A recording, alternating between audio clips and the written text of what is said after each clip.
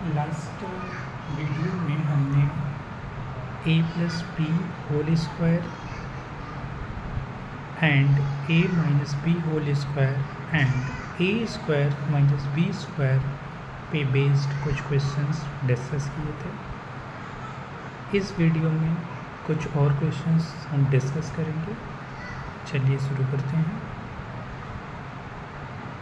अब अगर हम इन क्वेश्चंस को ऑब्जर्व करें तो अगर हम शुरुआत कर रहे हैं पहले क्वेश्चन से, तो हम 9 को क्या लिख सकते हैं, 3 स्क्वायर।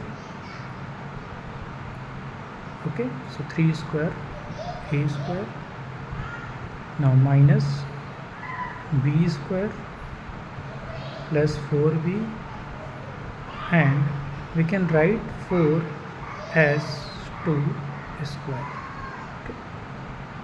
नाउ अब हमारा जो फार्मूला होता है वो कैसा होता है, a plus b whole square is equal to a square plus 2ab plus b square.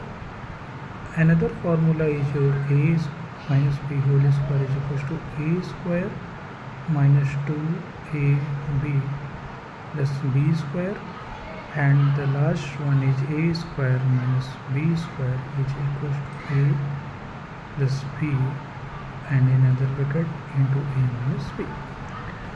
तो अगर हम ऑब्जर्व करें तो हमारे पास एक टर्म आता है 2ab का, ठीक है। तो यहाँ पे ये टर्म भी स्क्वायर में है, ये भी स्क्वायर में है और ये भी स्क्वायर में है। 2ab में अगर हमें कोई दिख रहा है तो ये 4b है, लेकिन इसमें a नहीं है।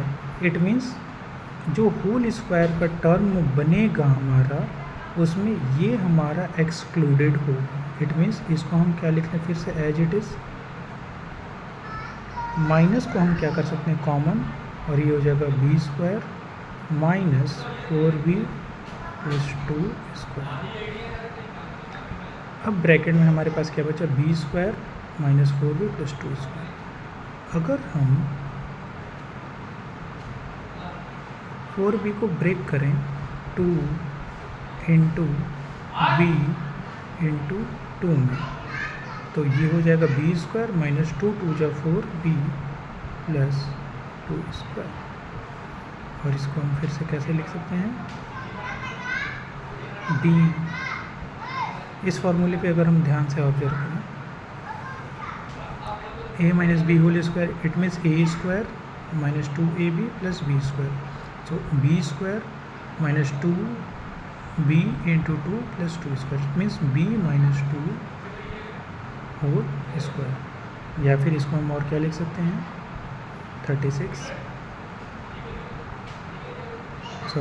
3a whole square, a square minus b square के बेस्ड इस फॉर्मूले पे थर्ड वाले पे, इट मीन्स 3a माइनस b minus 2 in one bracket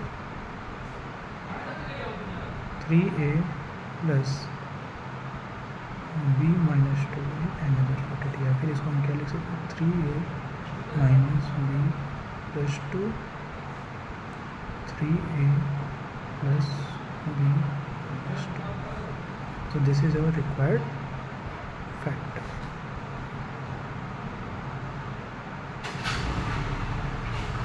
Okay, now come to the next question।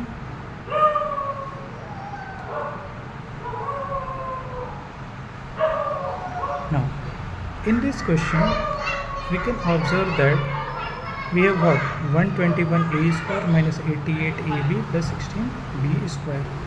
so 121 है यहाँ पे, 121 को हम क्या लिख सकते हैं, 11 square into a square minus 88 को फ़िलहाल एज इट इज़ रहने दें हम, ओके। और 16 को हम क्या लिखते हैं, 4 स्क्वायर b स्क्वायर। अब अगेन जैसा कि हमने अभी ऊपर किया लॉ ऑफ एक्सपोनेंट में, if a to the power m into b to the power m then it can be written as a। तो इसको हम क्या लिख सकते हैं, 11 a होल स्क्वायर माइनस, और इसको हम क्या लिख सकते हैं, 4b का होल स्क्वायर। अब हम 88 को अगर हम ब्रेक करने की कोशिश करें तो इसको हम क्या ब्रेक कर सकते हैं, 2ab के फॉर्म में ब्रेक कर सकते हैं क्या, जरा करके देखते हैं।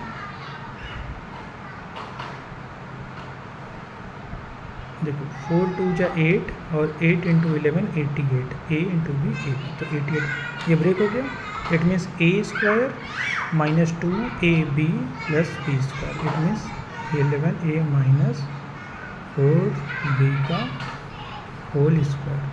तो या फिर इसको हम ऐसे भी लिख सकते हैं,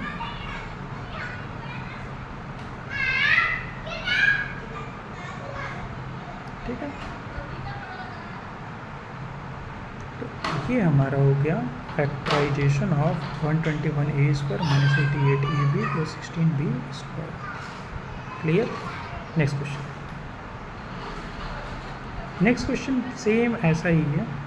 यहाँ पे जैसे क्या लिख सकते हैं इसको हम, 7 square a square plus 84ab plus 6 square b square. Okay, again as per law of exponent it can be written as 7a whole square plus 84ab plus 6b whole square. So 7a whole square plus 6b whole square।